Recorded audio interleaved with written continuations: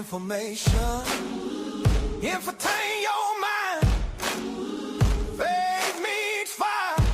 Let the truth unwind. He says what you're afraid to say. Say it. Unfiltered every single day. Every day. Not afraid to talk Jesus' name. Jesus. He's unafraid. He's unashamed. Lakey unleashed and unfiltered. Coast to coast. Let the saints all roll. Yeah. Lakey unleashed and unfiltered. From shore to shore. Can I get one more? The show starts now. Let the roof come down. The show starts now. Let the roof come down. Lead of faith meets fire. Faith meets fire. Turn it higher. Choir it higher. Just like the Lord intended it to be. You by the speakers, Jimmy setting y'all free. Lakey unleashed and unfiltered. Coast to coast. Let the saints all roll. Lakey unleashed and unfiltered. From shore to shore. Can I get one more? The show starts now. Let the roof come down. All right, everybody, good morning to you. Thank you, Brother Leroy and the Jimmy Lakey Mass Choir. What a great intro that was. The show starts now. Everybody dancing. I got some rhythm there going on. Nice to have you Monday, the 26th day of January, year of our Lord, 2026. It's 01-26-26. If you're writing a check this morning, don't forget 01-26-26. Good morning, everybody checking in from various and sundry places. Well, let's just play the game. How cold is it where you're at? I don't even know. It's cold. It's bitter, bitter, bitter cold and nasty here in Colorado. Got some snow. You saw that Denver Broncos game yesterday. If you're out of state, yeah, that blew through. That blew through. It really ended pretty quickly, and the roads kind of got better. But a lot of folks tried to drive in that, and it was not good during that time. But good morning wherever you're at. Stacy checks in from Glen Heights, Texas. Good morning. Nashville has a half inch of ice. City is shut down, and Nashville's one of my favorite places. Morning. Fort Collins is -5 out. I'm reading.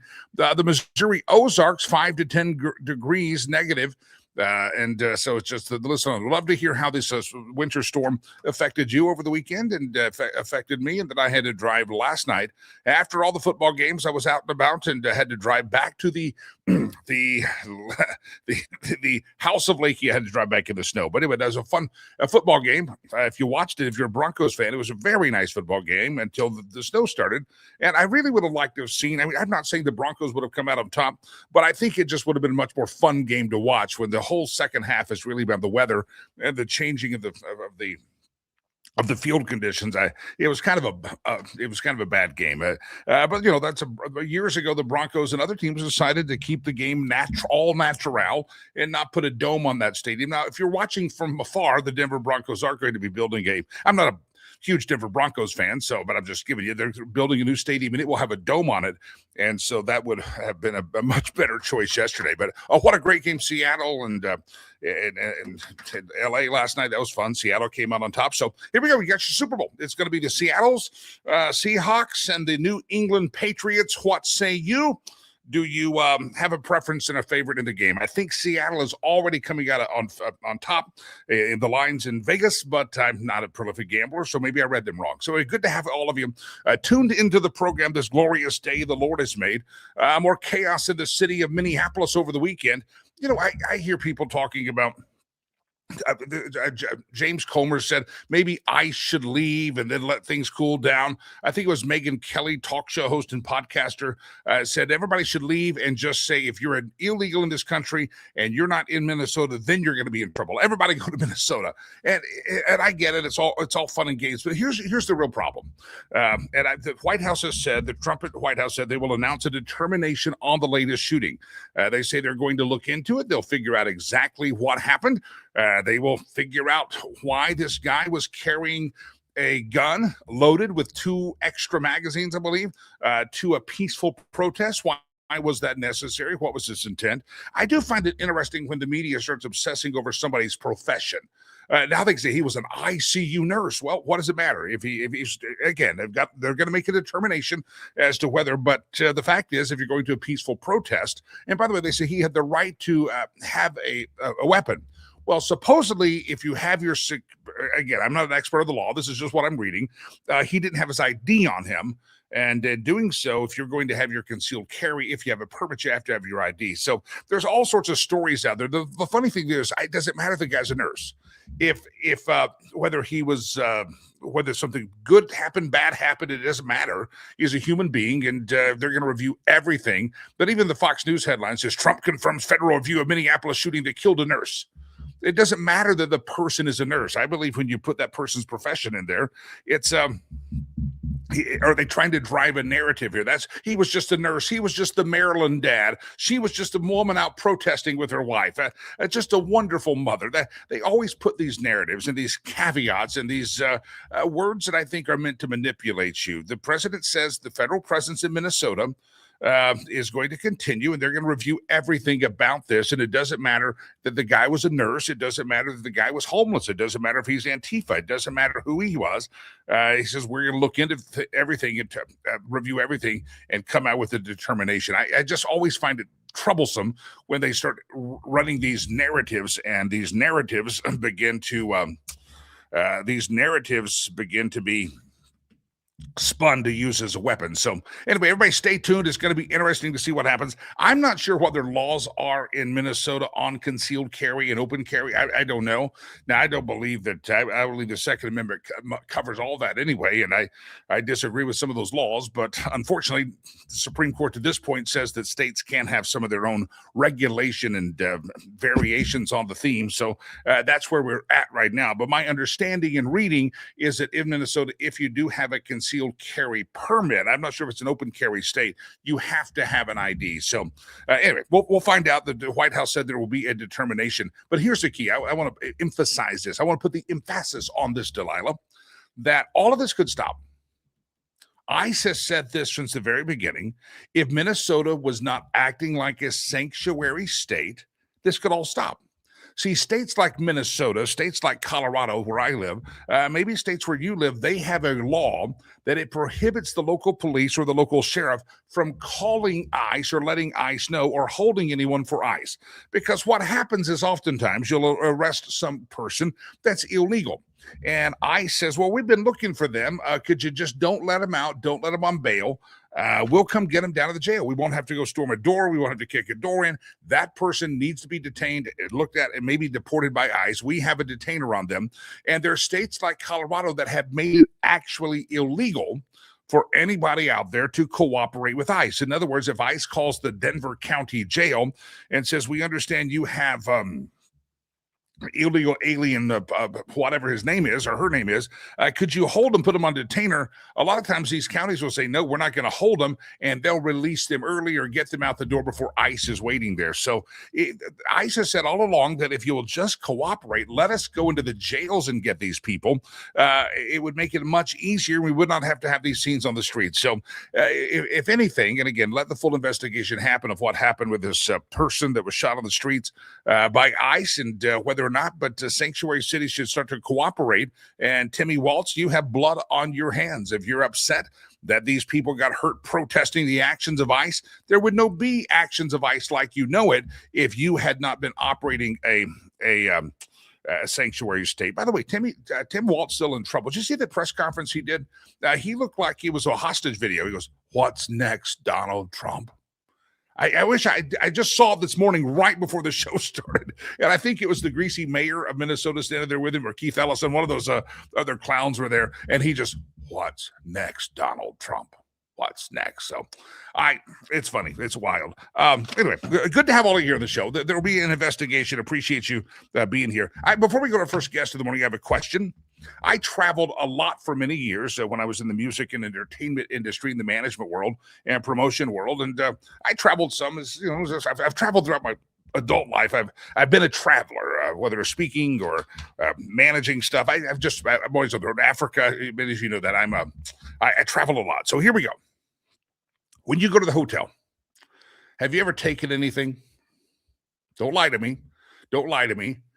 What have you taken from a hotel room? There's a survey out that says, you're able to take those little containers of shampoo and conditioner and lotions and all the stuff, the little bitty toiletries, the small ones, right? But a bunch of hotel workers have found that other things get stolen from hotel rooms all the time. The top 10. 88% of hotel workers say, yeah, towels. People want the towels. And I don't know about you, but, I've seen some very nice hotels and I've never found a towel that I said, I want to do that. Now, there have been a couple. I said, that's a nice towel. I would like to buy a brand new one of that one, but I've never taken a towel. I take that back. One time I didn't steal it. I was in Europe and traveled through, and something happened. I was staying overnight on my way to Africa. I believe it was in Brussels, and something happened, and some things got wet. And I wrapped up like a washcloth, and the rain came, and by the time I left, I packed everything up, and I got to Africa, I realized I had like the washcloth. I didn't mean to. I didn't want it. It was just I was drying things out that got wet in a rainstorm in my bag and things like that. But bathrobes, you're not usually allowed to take them. Even at the resorts or the hotel spas. If you want a bathrobe, you call the front desk and say, I like this bathrobe. They say you can take the one in the room, but you've got to think how many Hugh Hefners have been sitting there bare-assed in that thing around the bed right now. Don't take that one. Get a new one if you want to buy one. All right, so everybody admit, have you ever taken anything from a hotel room? Hotel workers say towels are number one, bathrobes are number two, hangers, I don't know why. Most of the places have hangers you can't remove, but people take them. The toiletries that are not meant to be taken. Now a lot of them have like big bottles on the wall, and you kind of pump your shampoo stuff to the motion. In case you didn't know what that was, toiletries are not meant to be taken. Is that big bottle of shampoo strapped to the wall? But they're hoping you leave that. But unfortunately, people do take that. 36% of hotel workers say blankets. People take the blankets off. 32% of hotel workers say the top theft they have found is people taking pillows.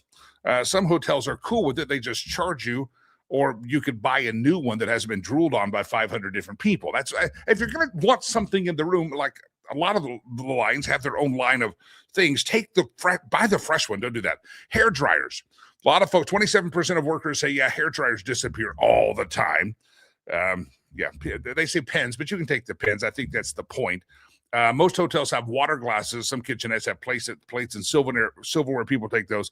And here's a strange one. 12% of workers say, man, they get tired of having to replace the remote controls all the time. The remotes get stolen. What use is there for a remote control? Anyway, what have you ever taken from a hotel? I took the Bible, but I believe I'm allowed to. Yeah, the Gideons provide the Bibles, the great organization, by the way. You want to make a donation to the Gideons Foundation or Gideon organization. They like it. You take the Bible. That's their whole thing. Take the Bible. That's a good thing. Ray says sheets and toilet paper. I'm sorry. If I'm going to get sheets, I want brand new sheets that haven't been. Yeah, no, thank you. I remember producer Chad. I got to get a guest here. Producer Chad and I were talking that in my early days of travel, for some reason I hoarded. I go, there's leftover shampoo. They charged me for this room, and you take the little thing of shampoo, and then after a year, you're like, I have an entire drawer filled with shampoo bottles that I'm not going to use. Producer Chad's like, they filled up the drawer, and then his wife's not going to use it. She has her own shampoo and accoutrement she uses. So we take them. Anyway, let me know what is the number one thing you take from hotel rooms. Love to hear from you. Or maybe you don't take anything. I did know one guy, he was so afraid of the sheets in there. He owned a mattress store, and so he brought a very soft cover that protected him from bed bugs and stuff. He slept on top of that and another one on top of it. He wouldn't touch as little as possible the sheets in the bed in the hotel room. All right, Dennis Neal's on the in the studio. He's in the green room waiting patiently. I'm sure Dennis has stayed in a few hotels in his life, and I don't know if he's taken anything. We're going to put him on the hot spot. Dennis Neal, welcome back in, sir. Hello, Jimmy Lakey. All right, I'll start with a confession, okay, because I just moved down to South Florida from New York City, where I was for 43 years in Brooklyn. I arrived here only last Monday, so I'm here one full week. And as we went through the 6 or 7 states driving down, staying at hotels along the way for 4 nights, I did indeed take a wooden hanger that this jacket was hanging on in the closet as we left. I did it unknowingly, and then realized afterward that that's their wooden hanger. But I'm sure they're happy to let me have it. So I'm sure they are. I'm okay about it.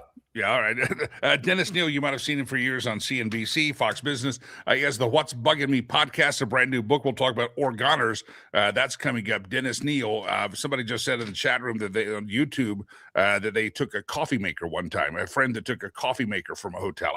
I don't know. People take some strange things. I think the hanger, we forgive you for that. But the coffee maker, that's blatant thievery right there. Blatant thievery. The coffee maker is over the line. True. Yeah. All right, Dennis, we're talking about Oregon and your new book, but it's just fascinating to me, the chaos that was happening in the Pacific Northwest a couple of years ago and people blocking off blocks of the cities. And it's been really chaotic in the Pacific Northwest for a while.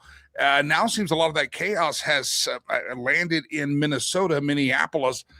Talk about these protesters there that are causing chaos, not just years in the Pacific Northwest, but what we're watching in Minnesota. Give me your thoughts, sir. Well, it really is an orchestrated, well-organized, professional protest, isn't it? And all of these different blue pockets. And I think a lot of these people are either on a payroll or they're led by people who are on a payroll. And I'd like to know more about who's really behind it. I think the George Soros type forces with that kind of money are a big part of it. And only Trump has actually called it out. The media never investigated. I think that the Democrat Party in Minnesota, excuse me, is terribly guilty of throwing their own people, boom, in front of law enforcement as sacrificial lambs, almost hoping tragedy will happen so they have something else to run on. They're looking for their next George Floyd all the time. And maybe if the guy who, and by the way, Minnesota is an open carry state. You have to have a permit to be open carry or closed carry or whatever that other phrase is. But you've got weapons and you're running at law enforcement.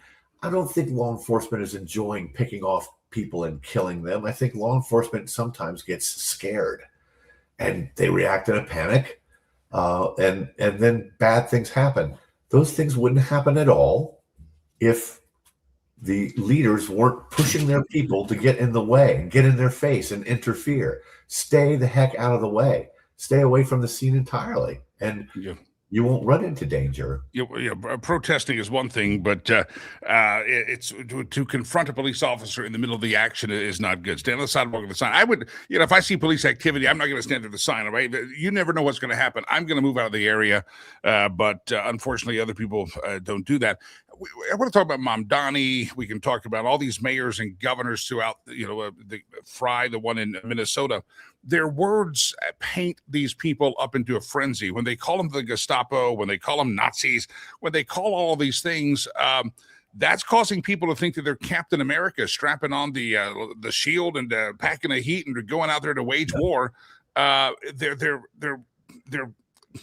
It's vitriolic. It's dangerous what they're doing.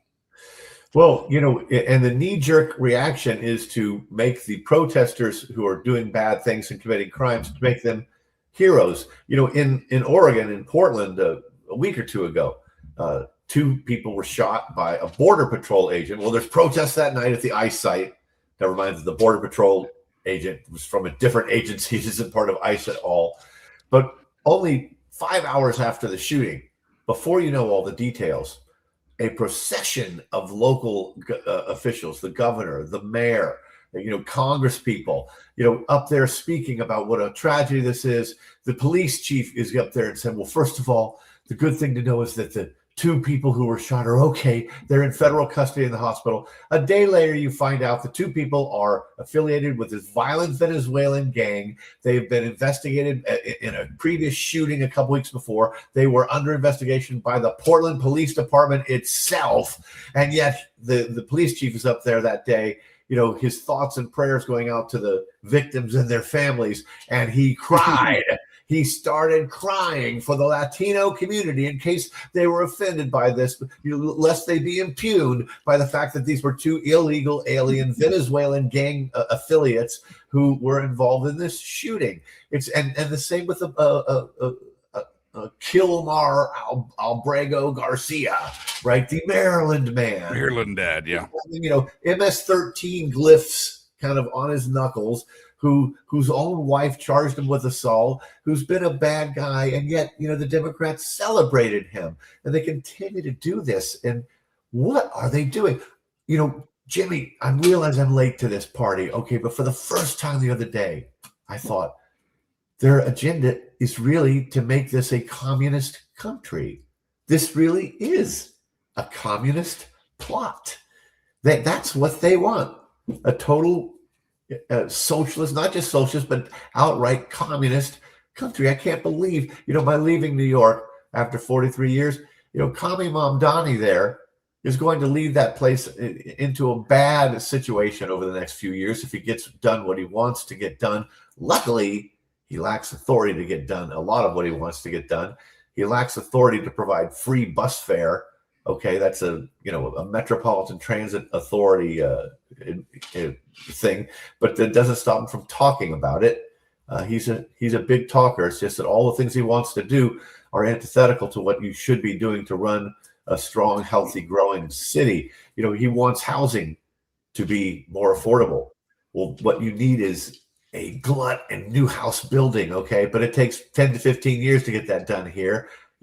Ease those restrictions, and do not cap rents to where I'm a developer. If you want me to build more buildings to live in, don't cap my rent and tell me I'm only allowed to charge so much in a return.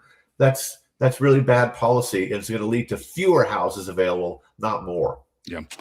The voice of Dennis Neal, you might have seen him as an anchor on CNBC for many years, Fox Business. A lot of his writings and commentary and columns have been out there for years. Dennis Neal. Dennis, back to New York, and I'll come back, kind of wrap it all up in a bow after that. But back to New York. You lived in New York for 47 years. 43 years. And you just now landed in Florida a couple of weeks ago.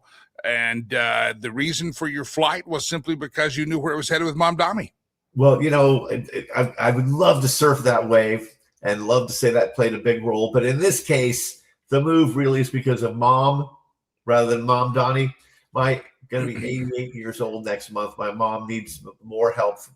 My brother lives 2 blocks from her, and he and his wife have done a great job taking care of her. But she's on her own now after an unfortunate and terrible, divorce in her 80s. And so she needs more help. But I'll tell you, Mamdani is a reason that I feel kind of vindicated leaving New York. It's a reason, it's one reason to have less regret for leaving what is a great city that in the past few years has really, gotten into hard times. They brought in way too many illegal immigrants. They put them up in luxury hotels while I'm stepping over, sleeping homeless in storefronts on the sidewalk. Yeah. The way to Newsmax on Sunday mornings that are Americans. A lot of these keyboard warriors that hang out on YouTube pages and blue hair lesbians driving around trying to yell at the cops and blow whistles. They don't realize I believe they're pawns in a game. Let me back up. If you go back to the Barack Obama days that happened, you had these protests. And for some reason, it was George W. Bush. There's always a protest. Occupy Wall Street. We got to occupy Wall Street, and they camped out in the parks and all that. And it was the same kind of thing, burning stuff, pooping on cop cars because they didn't like the cops. Occupy Wall Street. Fast forward, then you have, so they're not getting their way, so they do something called the defund the police movement. And it was so strong that even the show Cops had to be pulled out and not be aired by national or syndicates because the cops defund the police. Yeah. And then you have now Abolish ICE. Every time they get people stirred up into a frenzy, all of that has backfired. They end up losing elections for Occupy Wall Street. America gets tired of this nonsense. The defund the police tantrum. Now I didn't really mean to defund the police. And now they're on the same thing, Abolish ICE. When will these people learn that their puppet masters, in my estimation, are using them to sow chaos, and that chaos is not going to play out politically the way they want to? Yeah, I don't think they're ever going to learn. And they're in a self-contained, insane environment where it's impossible to detect sanity because they're all just blinded and brainwashed. In Portland, Oregon, with defund the police. They were whipsawed in 2020 by COVID and then by the George Floyd riots. The place is overwhelmingly white. It's 2.5% black, but they're protesting every night for 100 nights or something over the George Floyd stuff. Just ridiculous. And the police did not intervene. In defund the police, they went down to 800 cops. That's 1993 levels. It's 1 cop per 1,000 people. The average nationwide is 2.2, I think it is, or 2.0. So it's half the nation's rate of cops that you should have. And so that only 800 cops. And so there's a proposal out, a voter signature. Hey, let's get 400 more cops, go up to 1,200, 2.0 per 1,000 people roughly or something. And where's the money going to come from? Well, we've got this climate change fund that has something like 100 million or 200 million surplus. They're collecting vastly more money than they're able to hand it out to NGOs who then do what with it? They round trip part of it back to elect the people who just handed it to them. I mean, it's just an absolute mess. And nothing gets fixed, and there's no accountability when things fail. In Portland, when you have a violent 911 call, it can take 20 minutes for a cop to get there. When your car is broken into, you have to go fill out a form on a website. They don't send a cop. They don't have the manpower to do it. And that just further leads to this declining quality of life. I walked around downtown Portland for my next book, Oregoners, how the liberal policies of the state are leading it off the cliff unless they rise up and fix it, the people of the state. And man, it's scary like it was in New York City in the early 1980s. Homeless people on the street kind of yelling, screaming, wanting attention in some way. People selling 3 fentanyl pills for $1. I mean, it's just Mad Max land there. Yeah. Your new book, Oregoners, is about Oregon, but it really kind of you overlay that template across America. Talk about Oregoners and why it is that you chose Oregon to kind of focus your attention on. It's a canary in a coal mine.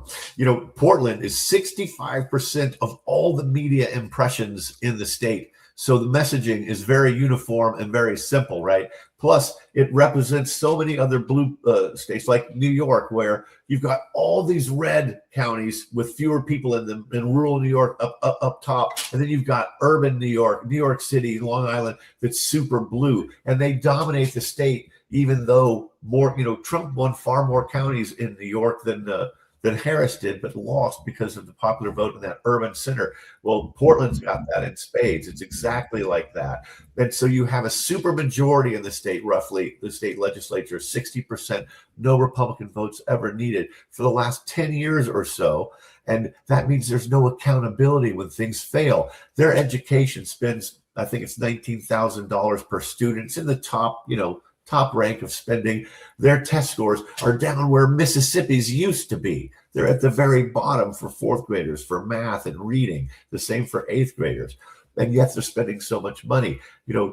Portland has the second highest tax rates in the country after only New York City. But what Portlanders said to me when I was there is, yeah, but in New York, you guys get a lot really for your tax money. I don't think so much, but they said, cops are watching Times Square. When there's something goes wrong, they descend and they are there. And that is very true. And I'm happy that they're there. But in Portland, you don't get anything back for it. And the government is dominated by government worker unions, SEIU, ASFME, and a third one, Oregon Teachers, Oregon Education Association. I've been told, Jimmy, that on the first day in office, when you're a new elected Democrat to the state legislature, the union shows up, SEIU. It says, this is your new chief of staff. And it's a union person, okay? I've been told that the union, SEIU, I think it is, for the Tina Kotek governor administration, went to them some weeks ago and said, hey, here's your budget for the next 2 years. We've drafted it for you. So the union has immense power. It's one of the few states, I think it's only 9 states, that has no limits, no caps on political donations. So while Tina Kotek raised $5 million elsewhere, she raised $6 million from unions for her campaign. So they just own and run the place. The voice of Dennis Neal, if you're one of the thousands of earballs that listen later in the day on the podcast version of the show. Dennis Neal, you might have heard his voice, seen his beautiful face on CNBC for years, Fox Business, might have read some of his great writings in a lot of the great publications. And he's got a brand new book coming out called Oregoners. And that's coming out in a couple of months. Prepare your hearts for that. Dennis, you also have a podcast people should tune into called What's Bugging Me. How do they, first of all, when's the book out? How do they pre-order, and talk about what's bugging me? Yeah, this book, because the news is breaking every day on stuff going on there, I'm writing it as fast as I can. It'll be out, I hope, sometime second half of the year. The public industry is the one industry that has not been utterly disintermediated and forced to change by the internet. They continue. They can take up to 9 months after you give them a manuscript to get the book out. And they say that, the patches on their elbows, they have to, incentivize the sales force and work the channel. Oh, bull, man, just get it out the door. But you can find me. Actually, I was going to say, oh my gosh, this is so sad, Jimmy. I was going to say you can find me on X. That's my main platform, at Dennis Neal. I have been silenced. My account has been permanently, they tell me, silenced. No tweeting. My 70,000 followers have been cut to zero. I'm not allowed to follow. I'm not allowed to comment on anything, because I've broken some rules that I don't understand, and that I don't know what the tweet was that did this. I'd be happy to disavow it. But so far, I've not been able to get my account back. I cannot believe that I wrote The Leadership Genius of Elon Musk, 11 lessons for Elon, how to live your life. And I love Elon. And I celebrate in chapter 6, free speech is everything. Make yourself heard. X is the most important free speech media platform in the world. And now I have been silenced by X. Wow. You don't know what. Maybe it's that hanger you stole from the hotel room. Yeah, maybe it is. Someone's punishing me for something, though. It starts out with algorithms, but you wonder whether there's a human being with a grudge involved somehow, as paranoid as that is. And it does overestimate my own importance, because they have no idea who I am, I'm sure. Yeah. Dennis Neal, Brother Elon is watching this show. Help Brother Dennis Neal out. They would love to do that. The What's Bugging Me podcast, how do folks find it? Oh, it's on the Ricochet platform and Apple and everywhere else. I've been on hiatus because of this big move down and working on the book. I gotta go back into that. But man, we've got some fantastic stuff there. Amazing stuff about interviewing terrorists, past terrorists, survivor victims of the Middle East, interviewing a former Undersecretary of State. So check out the catalog. Dennis Neal, a pleasure. Glad to see you down in Florida. Maybe I'll be there one day. I don't know. I'll work on it. Florida's the future, baby. I mean, it's unbelievable here, and it is wild. I didn't realize. I mean, I came here. I started my career down in South Florida. I grew up in South Florida, Jimmy, but this is a wild place with wild animals. I mean, I'm fishing yesterday on a canal, along 441 highway with my brother. He's a big fisherman guy. And we see an otter suddenly come up on the bank across the way, across the canal, and he's got an iguana about 3 feet long, in his grip, that's kind of struggling a little bit, and then goes back underwater. I mean, Florida is just a wild place still. Yeah.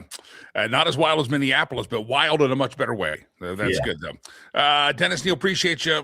Dennis Neal, don't look for him on Twitter. Evidently, he got shut down. Brother Elon, if you're listening, help the brother out, okay? He didn't mean to take that wooden hanger. He did not mean to. It's accidental, and they'll return it. Don't forget, the question of the day is, what have you ever taken from a hotel room? They did a survey of hotel room workers to say it ain't just the little shampoo bottles people are taking. Towels seem to be a very big hot commodity. People steal the towels. I don't know why you'd steal a used towel, but that's okay. Anyway, good to have all of you here on the program. A bathrobe. If you want the bathrobe at the nice hotel, call and order a brand new one, not the one that somebody's been all, I don't know, Hugh Hefner sitting around and they're sprawled out in their bathrobe. And you don't want that. Get a new one. That's what I'm saying. But no, people just take it. People take coffee pots, they say. Anyway, hotel workers say, you'd be surprised that, that you have the little shampoos, and you have the nice, some places that have new ones on the wall. You have to pump them out. Well, people are taking that off the wall too. That's not good. All right, good to have all of you here on the show. And let us know what it is that you, might have ever stolen from a hotel room. Do you take at least the little shampoos and conditioners? Michael Letts is here. Michael, good morning to you, sir. How are you? Good morning, Jimmy. It's always a privilege to be with you. You always entertain me.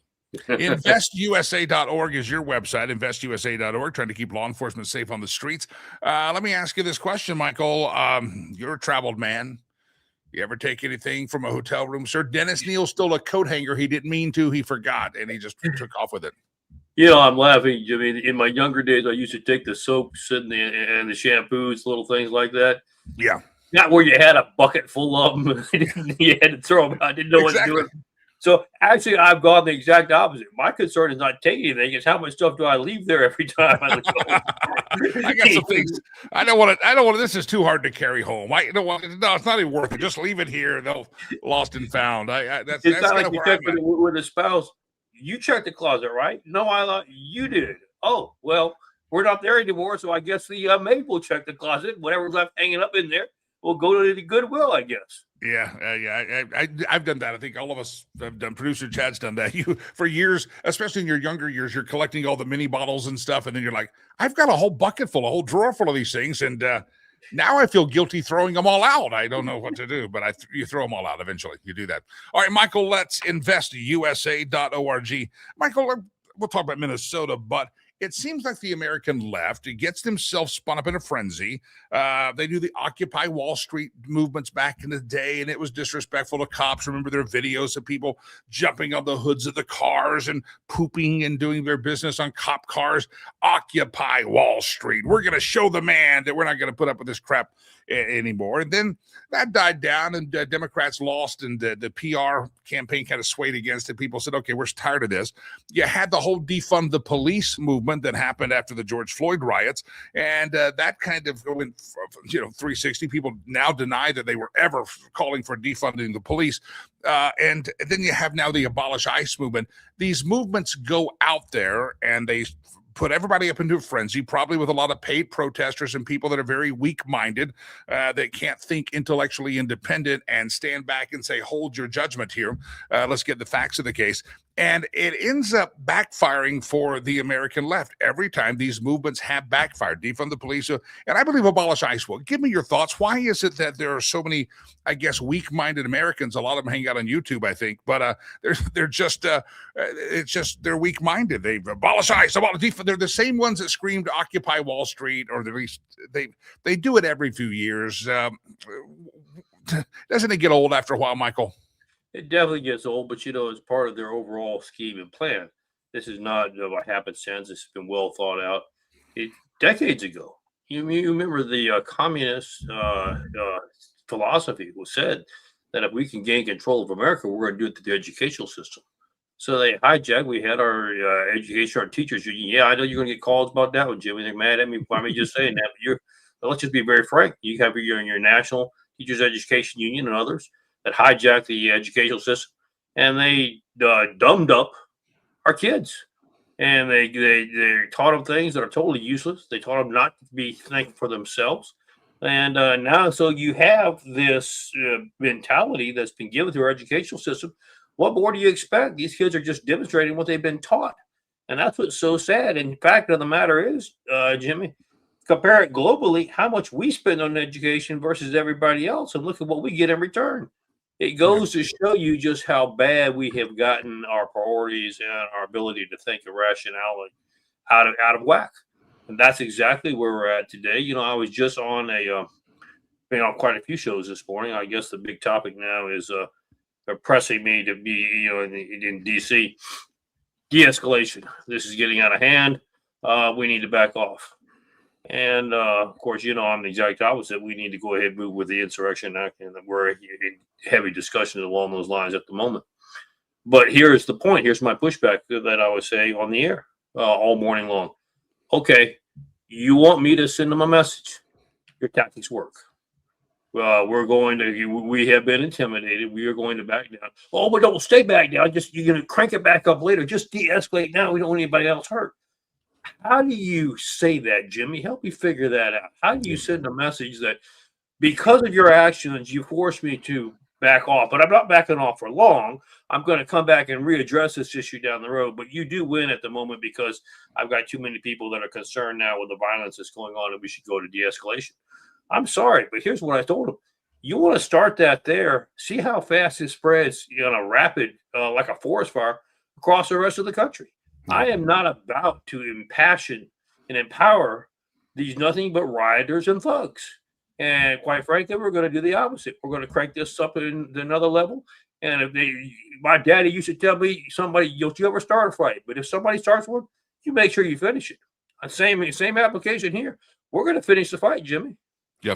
The voice of Michael Lutz, if you're listening later in the day, his website, investusa.org, investusa.org. You know, it's always amazing that these people say, well, President Trump, you should de-escalate. You know, this could have all been de-escalated if that jackwagon mayor and that jackwagon governor had not been operating like a sanctuary state and had done what ICE had said. Hey, when you get these guys in jail because you arrest them, stop releasing them, call us. We got a detainer on them. Let us come into the jail. We would not have to go door to door.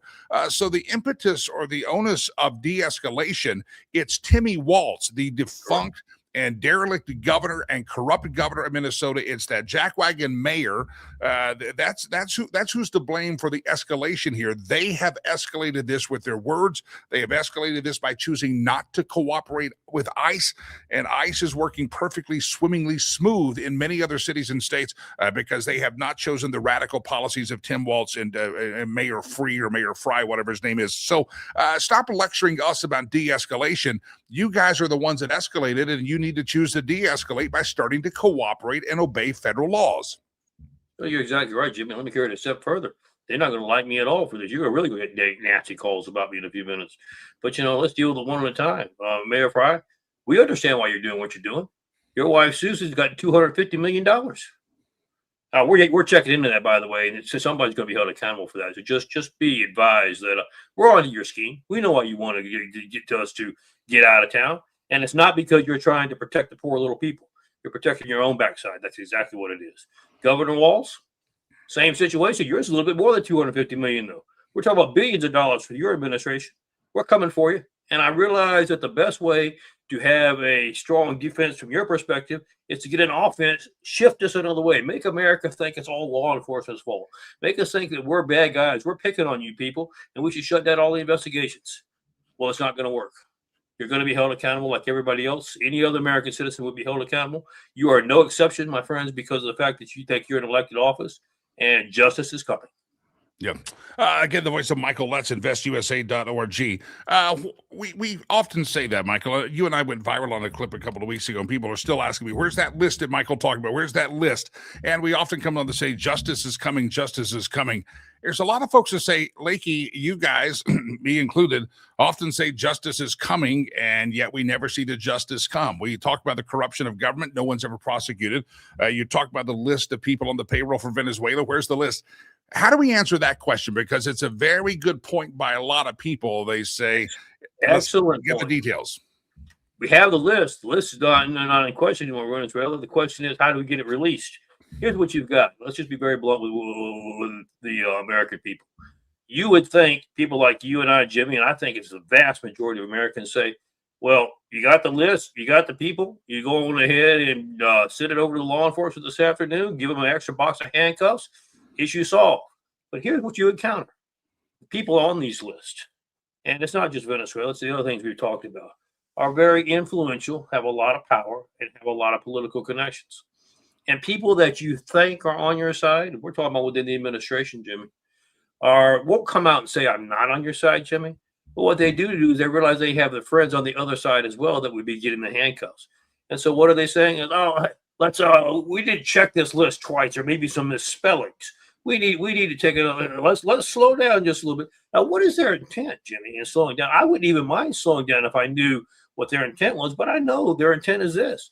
If we could just push this off a little while longer, there'll be a new administration coming in, and it'll all be forgotten, and people will escape justice. That's why I've taken the position we have to continue to pound this issue every day and put enough pressure on to force us to say, you know what, if it's a misspelling, so be it. Let's just go ahead and get it out there, and we'll sort through it as we move and progress along. That's where we're at, and that's what's frustrating to me. I know it's frustrating to the American people.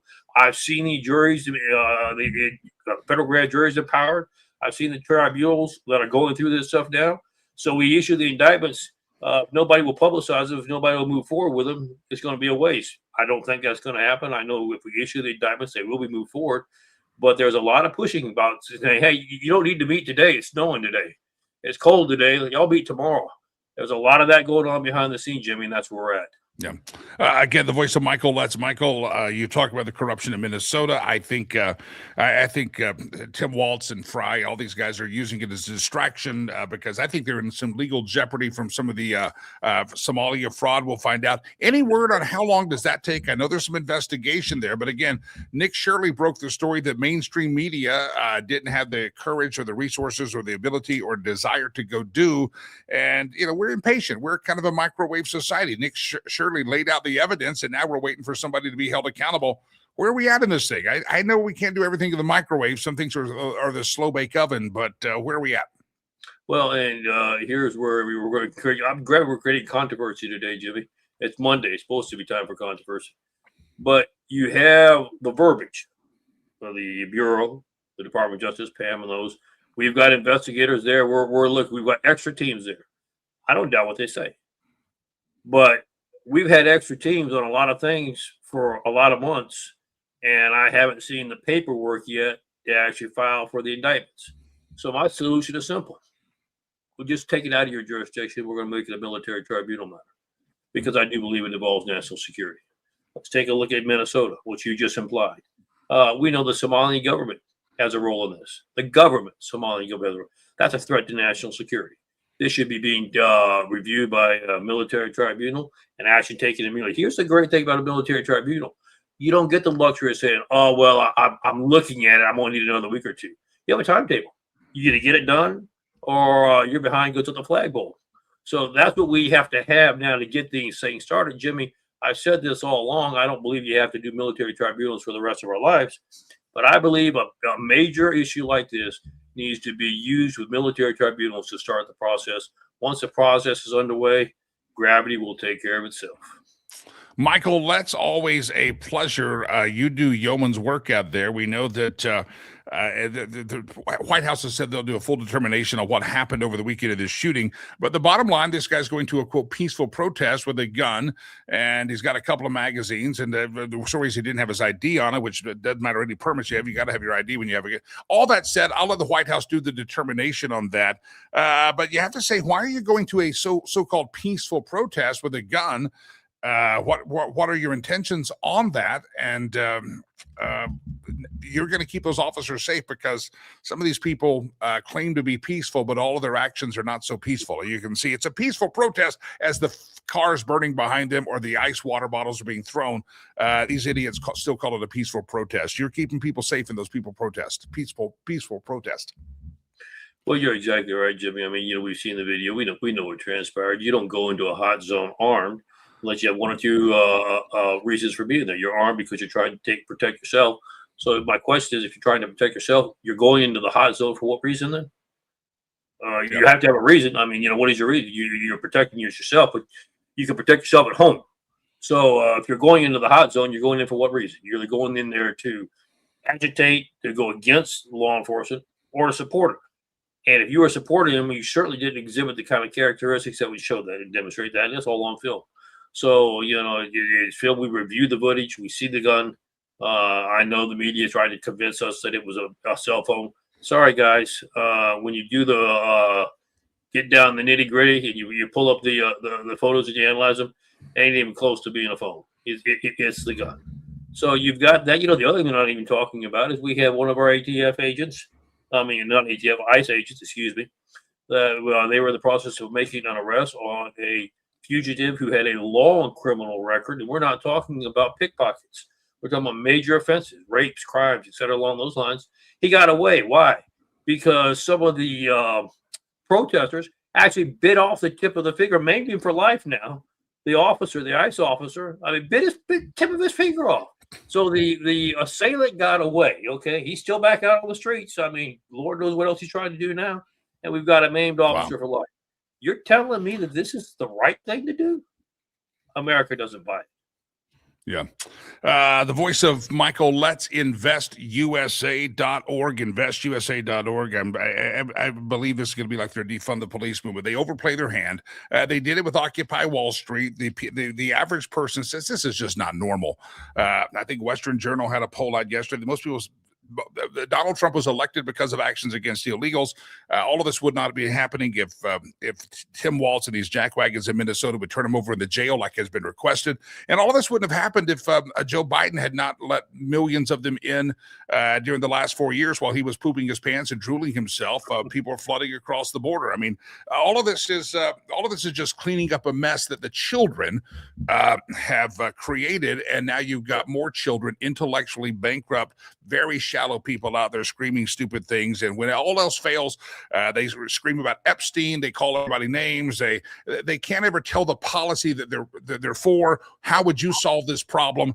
They just scream and call names. They show up on this show, do the same thing. So, it'll backfire on them. It always does. Defund the police backfired, and they desperately tried to crawl away from that and abolish ICE is a movement that's just led by radicals. It's another talking point. And people that are out there chanting it and running into these protests like this are idiots, not because they have an opinion, but because you're getting in the middle of a law enforcement activity. That's never, ever, ever a wise idea. Even if you're in somewhere in South Carolina and you see a cop pulling over somebody on the traffic stop, it's just not wise to walk up to them during that traffic stop. Don't do that.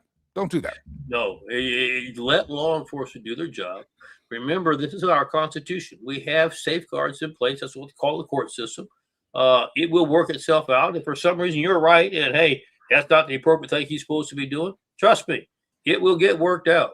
I mean, and it will get worked out peacefully if you'll keep your nose out of it and let the system work the way it's supposed to work. Yep.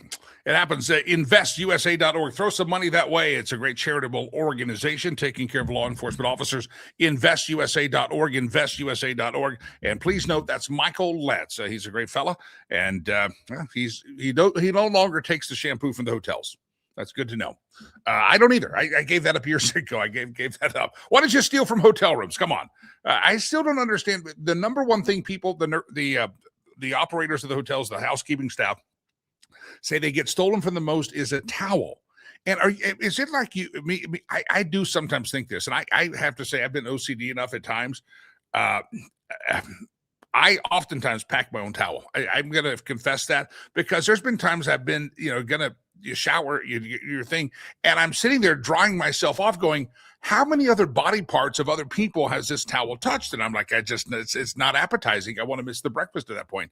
And so I'm just telling you, so why would I ever steal the towel? I sometimes don't even use the towel.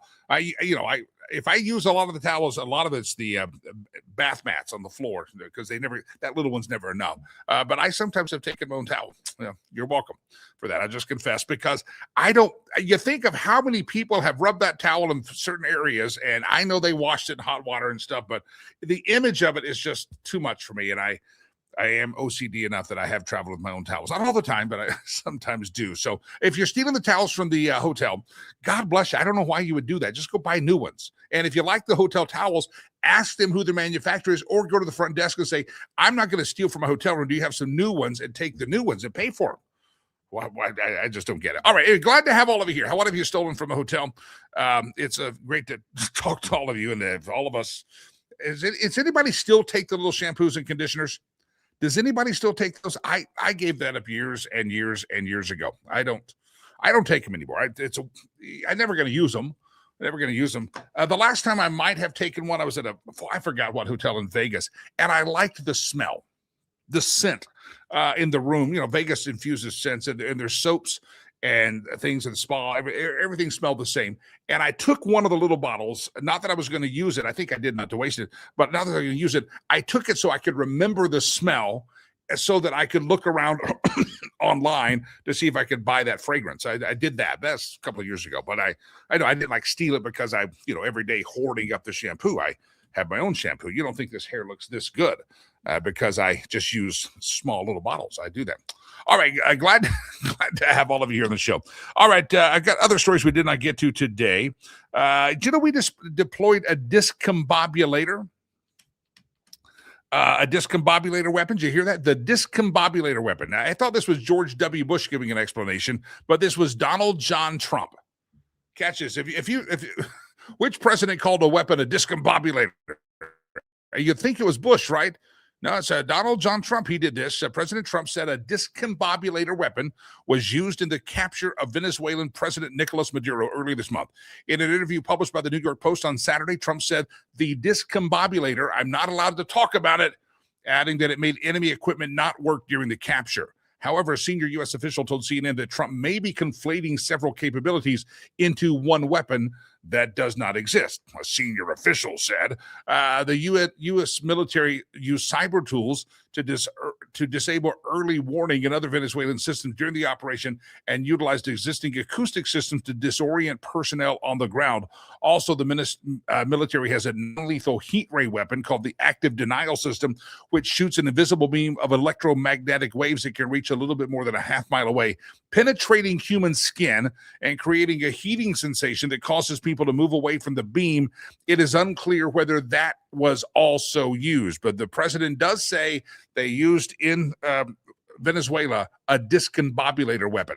And I just want to tell you, we haven't talked about Venezuela in a while, but I'd like to encourage all of you. Ready for this? Sit down today with Doodle and spell discombobulator. It makes you so glad that you took hooked on phonics. It makes you so happy that you know phonics. It's a fun word to spell.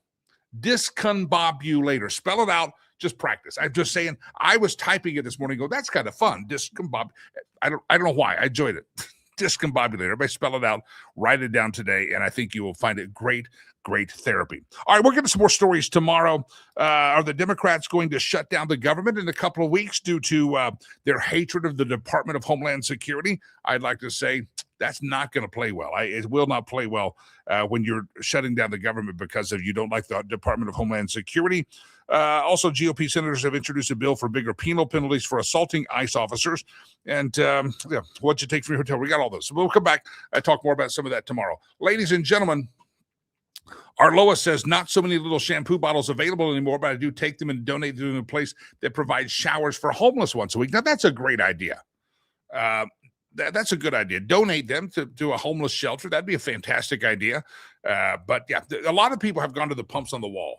And they probably did that because I'm sure they had to get rid of those little bottles every time. And for those people, there's a lot of plastic, a lot of stuff. So I'm sure they had to get rid of some of that. All right. Yeah, that's a good idea, though. I never thought about that, all that stuff. Because when I realized I had a whole collection of, 10 years of travel of little shampoo stuff, I didn't know what to do. I didn't know. I just threw them out. Trash. Because I should have been more like Arloa. Yeah. Laura Carno jumps in on the X feed. She says the hotel shampoo is not good for colored hair. Okay. I don't think guys care. I don't, guys, we go to the store and it says wash your hair, your body, your pits, everything. It's just one. We're good. If it can go on this part of my body, it can go on that part of my body. The ladies, it's a whole collection. And I don't know if you've had this experience, gentlemen, but sometimes the ladies have a rotation. They can't use the same shampoo more than like 2 days in a row, or they don't do it every day. And there's a rotation. And it's just like, if my bourbon bar were stocked as good as some ladies' shampoo bars in their shower, it'd be a lot of bottles. It'd be a lot of bottles. So yeah, you got to rotate. Ladies, I don't understand you. And thus why none of us do. None of us do. We never do. All right. So anyway, ladies, if you could explain your shampoo habits, we'd love to have that on another show.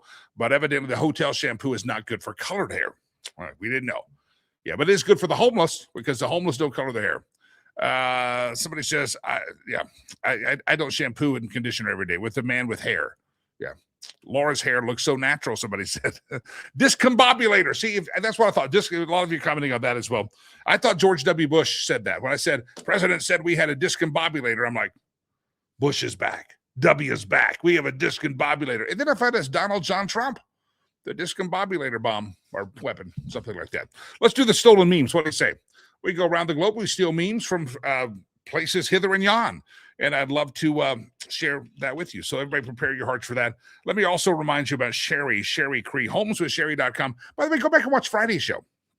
Or listen to Friday's show on the iHeartRadio app or Spotify, Apple Podcast. Listen to my segment with Sherry. We talked about just kind of always decluttering and how we tend to get clutter and just kind of preparation so that when the time comes to move, you can be ready. Downsize, talked about elderly parents, and sometimes we become hoarders, and we talk about making sure your will and your trust are in place, and it's just some real practical advice. Even if you're not in the home market right now. Homeswithsherry.com is her website, homeswithsherry.com. Listen, if you're contemplating a move, I'd like for you to get in touch with Sherry. If you're contemplating selling or buying, you need to talk to Sherry. Get that strategy. There's so much strategy involved. And just because your next door neighbor can stick a sign in your yard or your Aunt Susie can stick a sign in your yard, it doesn't mean that they're going to help you get top dollar for your home. When you talk to Sherry Cree, she wants you to get top dollar for your home. And a lot of that isn't just pricing it right and staging it right, but a lot of that is the timing and the calendar and just the overall plan, the overall timeline that you have. Right now, you might want to list your home now. Listing it 3 months from now, you may get less for it because it's a buyer's market, seller's market. You need to know all this. Sherry works that into the strategy. Again, it's not just a sign of the yard.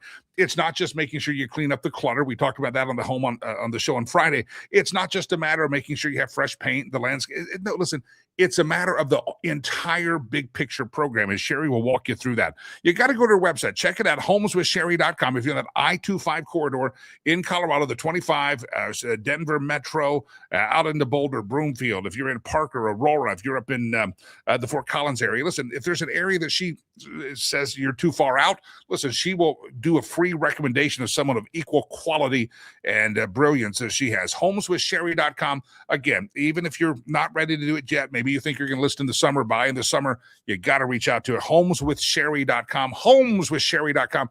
Miss Sherry Cree, great friend of the program. Always love to talk to her on Fridays, and we hope that you will reach out to her as well. Homeswithsherry.com. This, my friends, is a globe. And Russia's over here. And there's Iceland and Greenland. And for all that matter, we're now going to steal some things. We're going to do steal memes. You steal things from hotels. We're going to steal memes from the Googles and call it good. Ready? Let's do it. Round around the globe we go. Where we steal the memes from, no one knows. How do you think too soon? Ow. I'm going to let that stand alone. How do you think ICE is doing in Minnesota? Wow. That's just pretty good, Delilah. Did you send that in?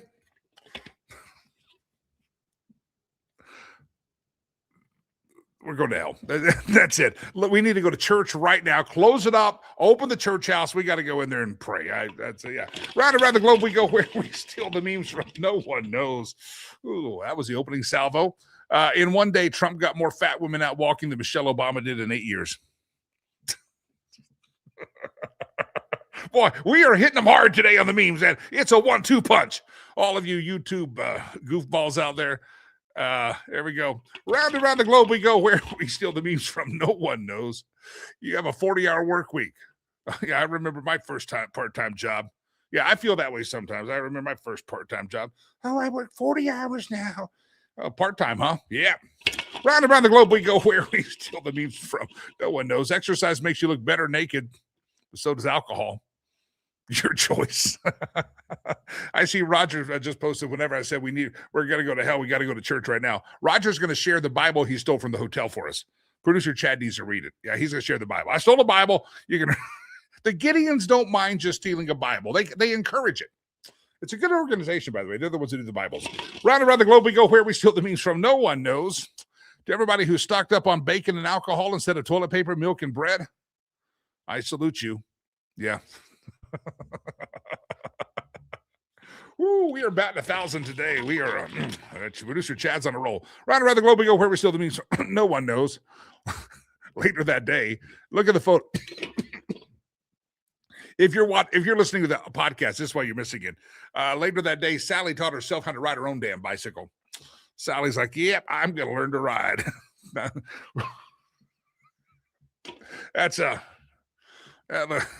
That looks like Delilah on the back of producer Chad's bike sometimes. Give me a ride. Yeah, okay, I'll ride my own. Round around the globe we go. Where we steal the memes from, no one knows. It's so cold, I saw a politician with his hands in his own pockets. I wonder if Tim Waltz put his hands in his own pocket. He's always just the Somalia pockets, the pirates' pockets. Round around the globe we go. Where we steal the memes from, no one knows. The saddest picture in the world. I got to blow this up on my screen so I can see it. Oh, it's bacon. What's the rule on that? How long can that stay on the ground?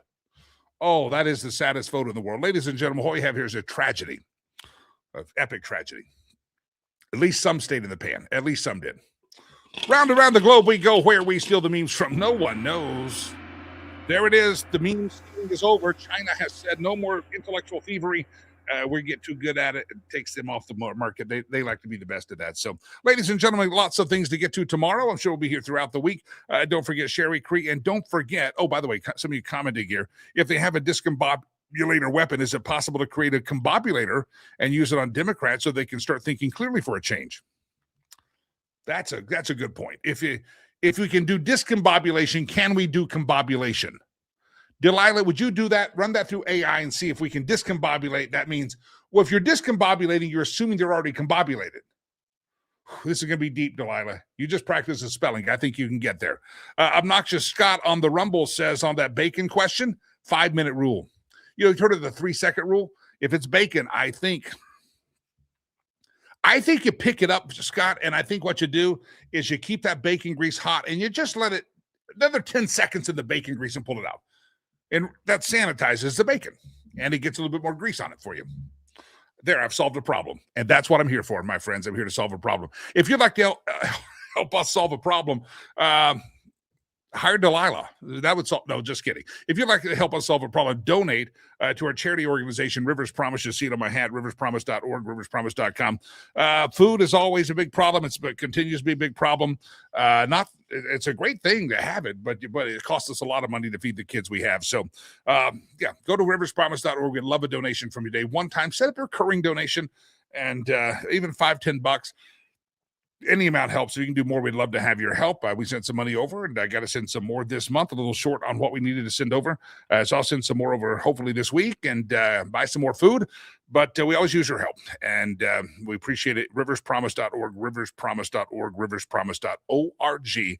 Make a donation, and we appreciate it when you do. Until we meet again next week, I mean this from the bottom of my heart. May God bless you. No, we got to go. It's time to go, Delilah. Don't cry. I know you're sad. It's time to wrap up the show. I mean this from the bottom of my heart. Thank you, producer Chad, for all of your hard work and screening out the crazies that are up there wanting to get on the screen. We appreciate that. Until we meet again tomorrow morning, spread the word, spread the love. Go listen to us on the Apple Podcasts, the Spotify, the Podbean, all of iHeartMedia, or whatever that app is. Go get us there. You can listen to the audio portion only. Until we meet again tomorrow, I mean this from the bottom of my heart. On 1/26/26, that's the date. God bless you. God bless America. I am Jimmy Lakey. Peace. I'm out of here.